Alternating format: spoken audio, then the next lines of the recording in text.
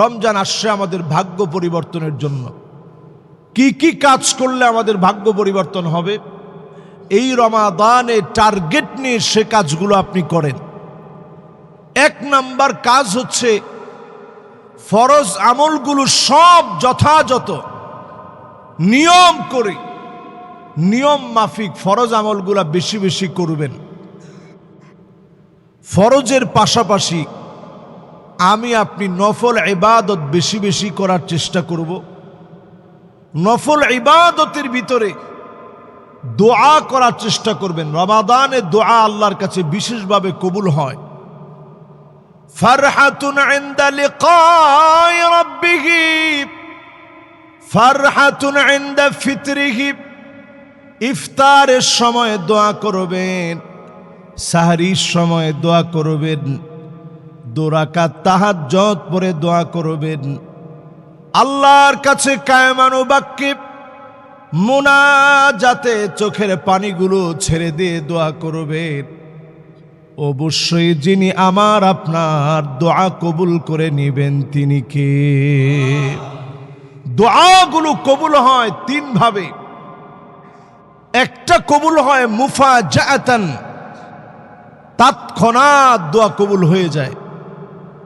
এরকম অসংখ্য দোয়া আমার আপনার জীবনে, প্রত্যেকের জীবনে আছে।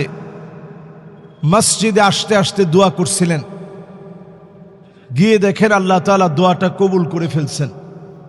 এরকম দোয়া আমাদের জীবনে আছে না ভাই?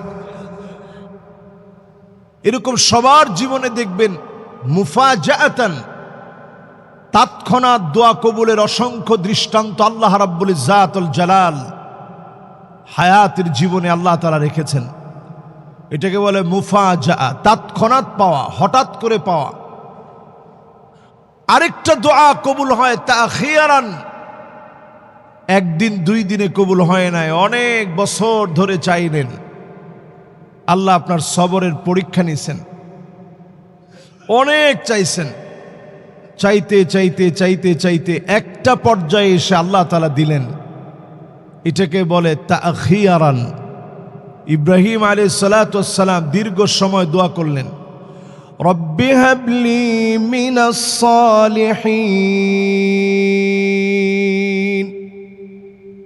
দোয়া করতে করতে করতে করতে করতে করতে আল্লাহ তাআলা জানাইলেন, ফাবাশশারনাহু বিগুলামিন হালিম।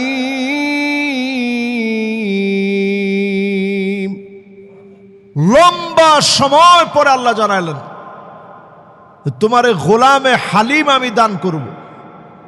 অথচ নবীরা দোয়া করা মাত্র কবুল হয়। আল্লাহ একটু সবরের পরীক্ষা নিছেন। নবীজি বলেন নবীদের দোয়া কেমন কবুল হয়? ওয়ালিকুল্লি নবীন দাওয়াতুম মুস্তাজাবা। দোয়া করা মাত্র নবীদের দোয়া কবুল হয়ে যায়। নবীরা দোয়া করা মাত্র কবুল হয়ে যায়। আল্লাহ পাক কখনো কখনো পরীক্ষা নিয়েছেন সবরের। সবরের পরীক্ষা মালিক নবী আম্বিয়া আলাইহিমুস সালামকে উত্তীর্ণ বানালেন। আসাদুন নাসি বালাআন আল আম্বিয়া সুম্মাল আমসাল ফাল আমসাল।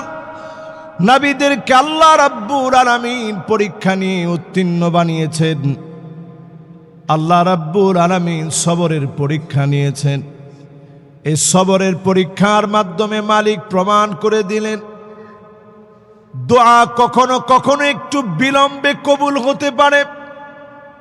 আরেকটা ফলাফল মালিক আখিরাতের জন্য রেখে দিলেন।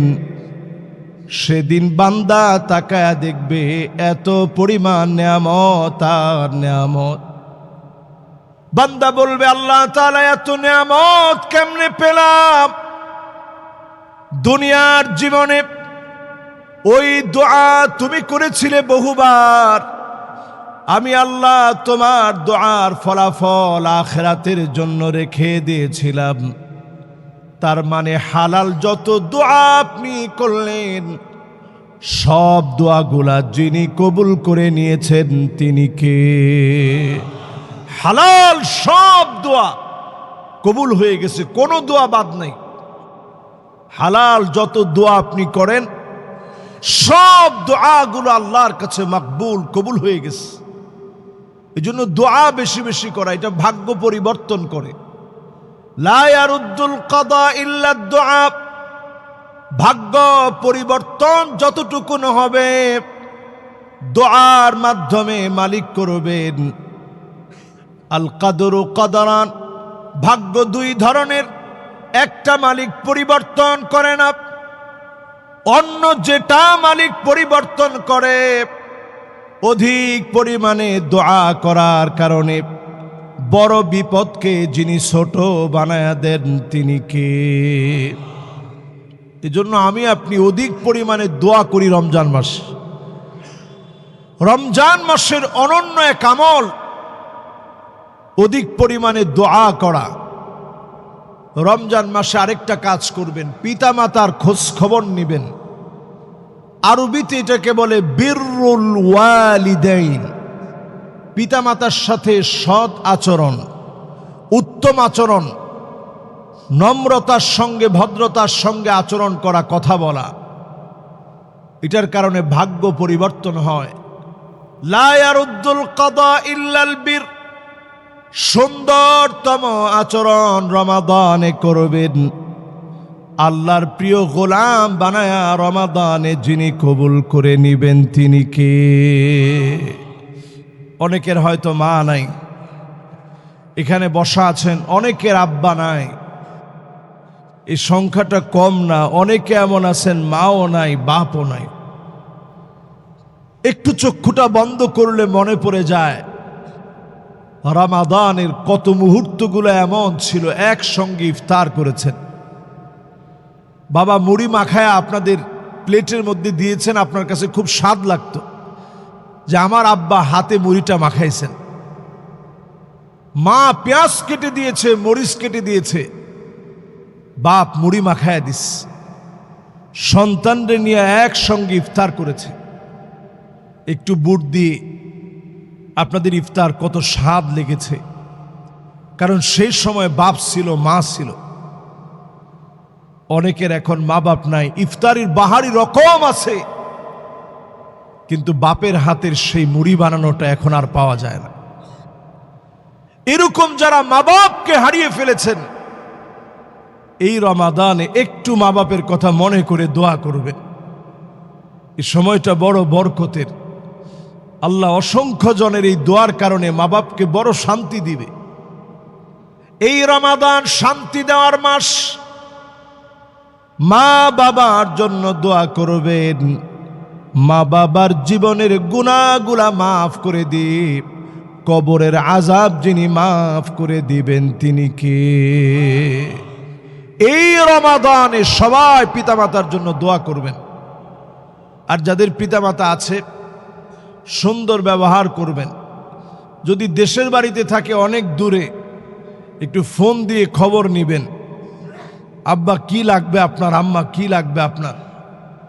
সাধ্য যদি বেশি না থাকে, সামান্য কিছু হলেও দোয়ার নজরে আসার জন্য আপনি পাঠায় দিবেন। এখন বিকাশে পাঠানো যায়, আপনি পাঠাবেন পিতামাতার জন্য। আল্লাহ তাআলা এইটুকুন আমলকে বরকতপূর্ণ করে দিবেন, এই রমাদানের সেরা আমল বানায় দিবেন। এই রমাদানে অধিক পরিমাণ তাসবিহ পড়বেন। সুবহানাল্লাহ সুবহানাল্লাহ পড়ে পড়ে ঠোঁটটাকে ভিজায় রাখবেন। অনর্থক অযথা কথাগুলা বাদ দিবেন। সুবহানাল্লাহি ওয়া বিহামদিহি সুবহানাল্লাহি ওয়া বিহামদিহি 100 বার করে প্রতিদিন পড়বেন। হুত্তাত আনহু খতায়াহু ওয়া ইন কানাত মিছলা জাবাদিল বাহর। গুনাহগুলো যদি সমুদ্রের ফেনা পরিমাণও হয়ে যায়, সমুদ্রের ঢেউ পরিমাণও যদি গুনাহগুলো হয়ে যায়, যিনি আপনার গুনাহগুলাকে মাফ করে দিবেন তিনি কে? আর এই রমাদানে আমার আপনার হৃদয়ের ভিতরে মায়া তৈরি করবেন। এটার নাম শাহরুল মুআসাত, সহমর্মিতার মাস। নিজের হৃদয়ের ভিতরে একটু মায়া তৈরি করবেন। আহারে, আমি আমার আপনজন প্রিয়জনকে যেমন ভালোবাসি, মুসলিম উম্মার কত দেশে কত প্রান্তে মুসলমানরা মার খেয়ে যাচ্ছে। সাহারিতে এক ঢোক পানি খেতে পারে নাই, কিন্তু রোজা রেখেছে আল্লাহর জন্য। সাহারিতে এক ঢোক পানি খেতে পারে নাই, রোজা রেখেছে আল্লাহর জন্য। এমনকি লাইভে প্রশ্ন করেছে, সৌদি আরবের শেখ অবাক হয়ে গেছে, কি জবাব দিবে? কিছু খায় নাই সাহারিতে, ইফতারিতেও কিছু পায় নাই, তার রোজা কি হবে? এরকম যারা রোজা রাখে, বাহারি রকম কত খাবার আমরা খাই। এই খাবার খাওয়ার সময় আমার ওই মুসলিম ভাইদের কথা মনে করা দরকার যে আল্লাহ, এই মানুষগুলা কেমনে রোজা রাখতেছে। সারা দুনিয়ার ভিতরে লক্ষ লক্ষ মুসলমান খাবারের কষ্ট নিয়ে সাহারিতে তেমন কিছু পায় না, ক্ষুধা পেটে সামান্য খেয়ে সাহারি করে। আবার ইফতারির সময় তেমন কিছুই নাই। এর মধ্যেও যারা কষ্ট করে রোজা রেখেছে, আপনি আমি যদি এই মানুষগুলাকে স্মরণ করার মতো স্মরণ করি, রমাদানকে যিনি দামি বানায়া, এই রমাদানকে আমার জন্য যিনি আলোকিত বানায় দিবেন, তিনি কে? এই রমাদান শাহরু নুজুলিল কোরআন, কোরআন নাজিলের এক অনন্য মাস। আল্লাহ তাআলা অনেক সাহিফা এই রমাদানে নাজিল করেছেন। আল্লাহ রাব্বুল ইজ্জাত ওয়াল জালাল কিতাবগুলোকে রমাদানে নাজিল করেছেন। এর মধ্যে শ্রেষ্ঠ কিতাব, আখিরি জামানার মানুষের উপযোগী করে, বিশ্বময় মানুষের চ্যালেঞ্জের মুখে, যুগ জামানার জিজ্ঞাসার প্রেক্ষাপটে যে কিতাবকে আল্লাহ রাব্বুল আলামিন নাজিল করেছেন, যে কিতাবের শুরু থেকে নিয়ে শেষ অবধি পুরো কিতাব জুড়ে আল্লাহ রাব্বুল ইজ্জাত ওয়াল জালাল মানুষের জন্য হেদায়েতের বার্তা দিয়েছেন। এই কোরআন নাজিল হয়েছে এই রমাদানে। এই রমাদানে যদি আপনি কোরআন নাজিল হওয়া এই কিতাবকে যদি আপনি অধ্যয়ন করেন, পড়েন, তেলাওয়াত করেন, বরকতে ভরপুর করে যিনি আপনাকে আমাকে আলোকিত বানায় দিবেন, তিনি কে? এই জন্য এই রমাদানে কোরআনুল কারীম সবাই আমরা পড়ার চেষ্টা করি, বিশুদ্ধভাবে পড়ার চেষ্টা করি। আলহামদুলিল্লাহ, আমরা সালাতুত তারাবি পড়ে থাকি। অনেক জায়গায় প্রতিযোগিতা হয়, কম্পিটিশন হয় যে কত তাড়াতাড়ি শেষ করা যায়। বহু মসজিদের সালাতুত তারাবি আমি নিশ্চিত করে এই মিম্বার থেকে আমি বলতে পারি দ্ব্যর্থহীন কণ্ঠে, বাংলাদেশের অসংখ্য মসজিদের সালাতুত তারাবি মুখের উপরে আল্লাহ নিক্ষেপ করবে, কবুল হবে না। আপনারা কন্যা শত ব্যস্ততা আছে, সব থাকবে, সালাতুত তারাবিটা একটু রিল্যাক্সে পড়বেন। এটার নামই হচ্ছে তারাবিহ, তারবিহাতুন, বারবার বিশ্রাম নিবেন। আমরা বিশ্রাম নেওয়ার কোনো সুযোগ নেই। 4 রাকাত শেষ করে আমাদের যদিও ইমাম সাহেবরা একটু বসতে চান যে একটু গলাটা ভিজায় নি, কিন্তু আমরা সেই সুযোগ দিতে নারাজ। আমরা আগে থেকে দাঁড়ায় যাই, চিন্তা করি যে কি রে, হুজুর করে কি? আমার পা ঠিক আছে, হুজুরের পা চলে না কেন? আপনি চিন্তা করেন, ইমাম সাহেব যে তেলাওয়াত করতেছে, এটা কোরআনুল কারীম, পাহাড় এটার ভার নিতে পারে নাই। এই দেশ না, শুধু পৃথিবীর কোন পাহাড় এটার ভার বহন করতে পারে নাই, সমুদ্র বহন করতে পারে নাই।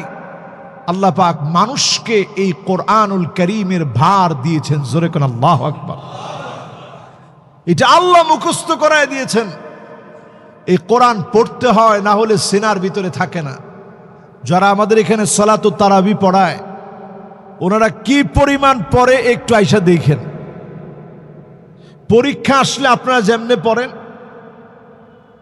বিসিএস এর জন্য আপনারা যেইভাবে অধ্যয়ন করেন, লাইব্রেরিতে গিয়ে সকালে বসেন, রাত্রে আসেন, বিসিএস এ পাশ করতে হবে।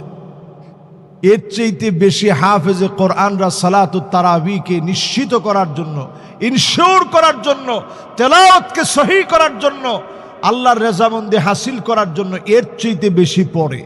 এরপরে এখানে দাঁড়ায়, এরপরে পড়ে, এরপরে আপনারা শোনেন। আল্লাহ যেন এই পুরা পড়াটা আমাদের নাজাতের জন্য উসিলা বানায়। পড়ে না আমিন। একটু কষ্ট হলে লাগলে বসে পড়বেন, এর চেয়ে কষ্ট হলে লাগলে আপনারা একটু তারাবি যখন দাঁড়ায় দেখবেন তেলাওয়াতটা চলতেছে, আপনি লাগলে একটু বসে শুনে এরপরে যখন উনি রুকুতে যাবে তখন লাগলে আপনি রুকুতে যাবেন, কিন্তু ওই সময় আবার কথা বলেন না। এখন আমাদের সমস্যা হচ্ছে এই সুযোগ দেওয়ার পরে একজন পাশে নিয়ে বসবেন, আরেকজন ডান দিকে, একজন বাম দিকে। এবার দুইজন মিলে কোরআন তেলাওয়াতের সময় কথা বলবেন, এটা সম্পূর্ণরূপে হারাম। অনেকে মোবাইলে আস্তে আস্তে স্ক্রল দেখে যে ক্রিকেটের কি খবর, বিশ্বের কি খবর, উনি তারাবি বাদ দিয়ে এটা দেখেন, সম্পূর্ণরূপে হারাম। মসজিদে এই রমাদান, এই ট্রেনিং পিরিয়ডে আপনি খেয়াল রাখবেন একটা কাজও যেন আল্লাহর নাখোশ হয় এমন একটা কাজ যেন না হয়। আইয়ামাম মা'দুদাত, সময়গুলো একেবারে আল্লাহর কাছে গণনা করা, অল্প কয়েকদিনের ভিতরে চলে যাবে।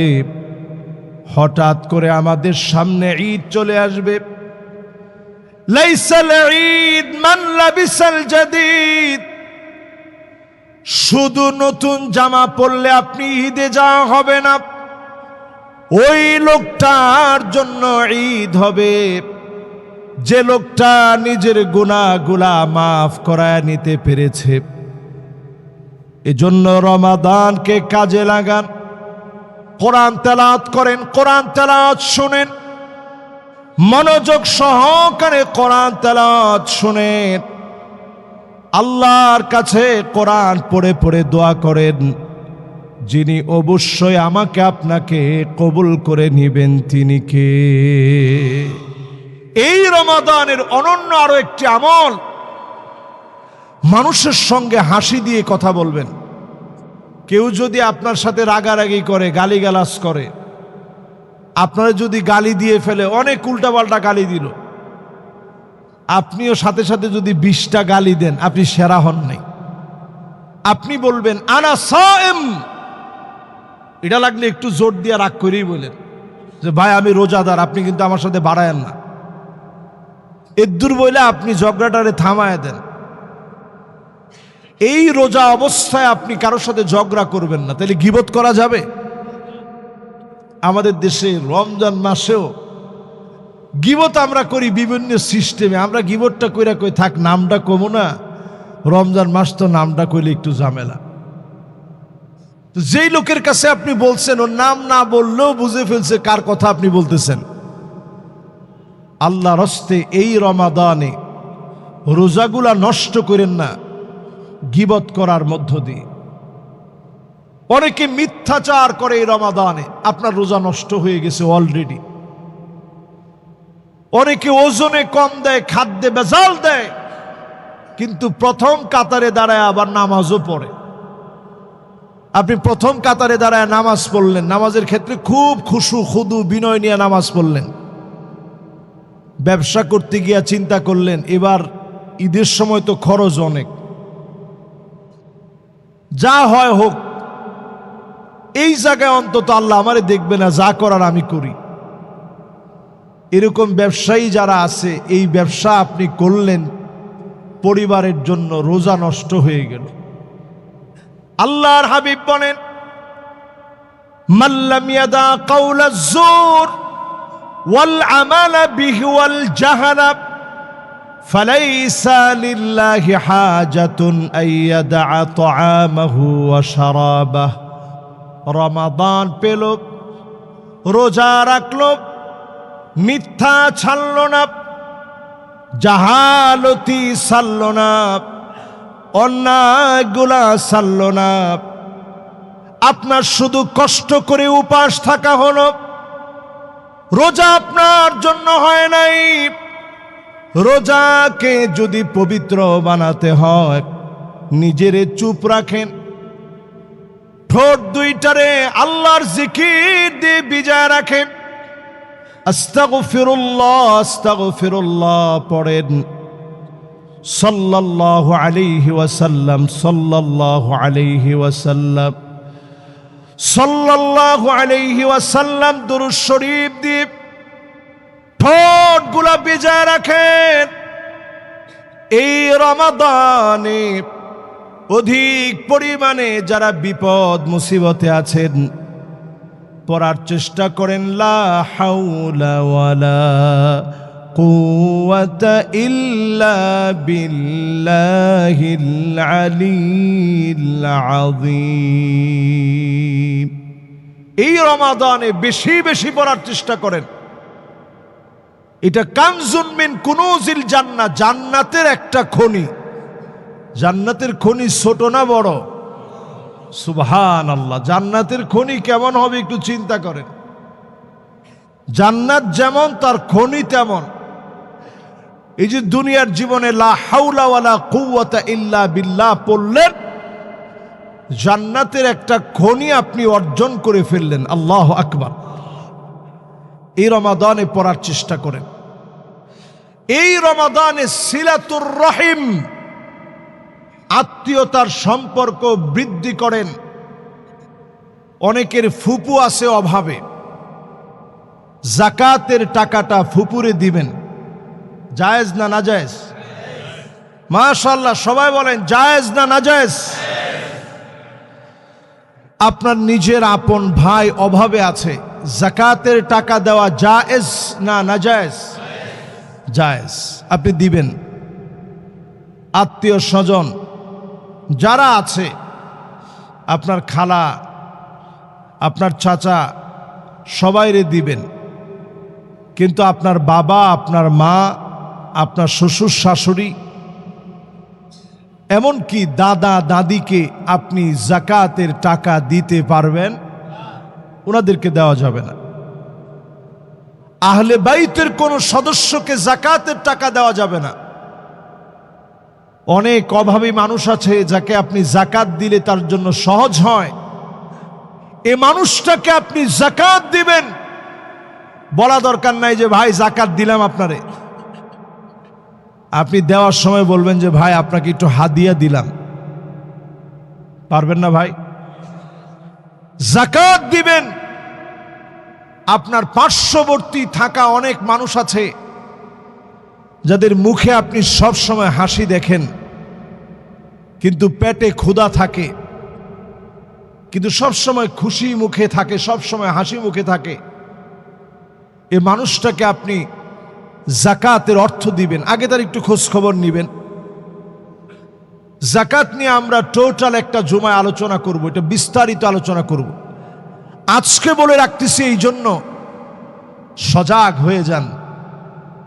এখন থেকে হিসাব করা শুরু করেন। ব্যাংকে কত আছে, হাতে কত আছে, মানুষকে দেনা দিছেন, পাওয়ার সম্ভাবনা আছে।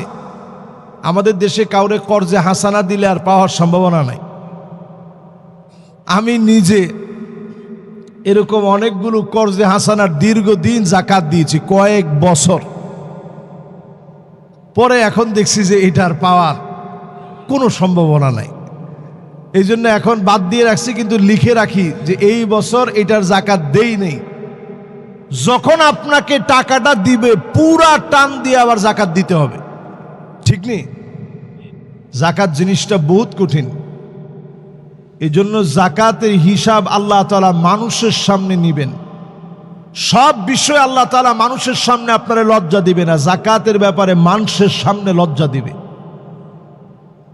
ইয়াউমা ইউহমা আলাইহা ফি নারি জাহান্নাম, জাহান্নামকে সেদিন টেনে নিয়ে আসবেন। জাকাতের যারা হকদার ছিল তাদের সামনে সেদিন হাজির করাবেন। আল্লাহ পাক সেদিন আপনার সম্পদগুলাকে উত্তপ্ত গরম বানায়া চেহারার ভিতরে, কপালের ভিতরে, পেটের ভিতরে সেকা দিবেন আর বলবেন হাযা মা কানাসতুম লিআনফুসিকুম। এই সম্পদগুলা তুমি সংরক্ষণ করে রেখেছিলাম, যাকাত দাও নাই। এই সম্পদগুলা সেদিন আমার আপনার জন্য আযাবের কারণ হয়ে যাবে। আমি আপনি যদি এই সম্পদগুলো সংরক্ষণ করে আল্লাহর জন্য হৃদয় থেকে বিগলিত হৃদয় নিয়ে যদি যাকাত দেওয়ার সময় চোখের পানি ফেলে কাঁদতে পারি, আয় আল্লাহ আপনি আমাকে নিচের হাত বানান নাই, উপরের হাত আল্লাহ আপনি আমাকে বানিয়েছেন, আমি যাকাত দিতে পারি, যাকাত দেওয়ার তৌফিক আল্লাহ আপনি দিয়েছেন। যদি আল্লাহর কাছে শুকরগুজারি আদায় করেন, আপনাকে আমাকে যিনি দামি বানায় দিবেন তিনি কে? এই রমাদানে নিয়ম মেনে পাই টু পাই যাকাত দিবেন। যদি সম্পদকে পবিত্র বানাতে চান, যাকাত দিবেন। আপনাদের পার্শ্ববর্তী যে প্রতিষ্ঠান আছে ইয়তিমখানা, এই ইয়তিমখানার খোঁজ খবর নেবেন। ইয়তিমখানায় আপনি ইয়তিমদের অভিভাবকত্ব হিসাবে নিজেকে অভিভাবক বানায় যাকাত দিবেন। আপনাদেরই পাশে এখানে একটা প্রতিষ্ঠান আছে, আমাদের প্রতিষ্ঠান নয়াটোলা ইউএন কামিল মাদ্রাসা। এখানে দারুস সালাম ইয়তিমখানা আছে, রয়েছে এখানে মাদানী নেসাব কওমি মাদ্রাসা, বিশাল কমপ্লেক্স। আমাদের এখানের যিনি খতিব সাহেব ছিলেন, ইমাম সাহেব ছিলেন, হুজুর ওই মাদ্রাসার উস্তাদ ছিলেন। আমার আব্বা ওই মাদ্রাসায় এখনো আছেন। এটা আমাদের প্রতিষ্ঠান। আমার দাদা, আমার ফুপা, ওনারা এই প্রতিষ্ঠানটা করেছেন। এই প্রতিষ্ঠানের সাথে আমি ওতপ্রোতভাবে জড়িত।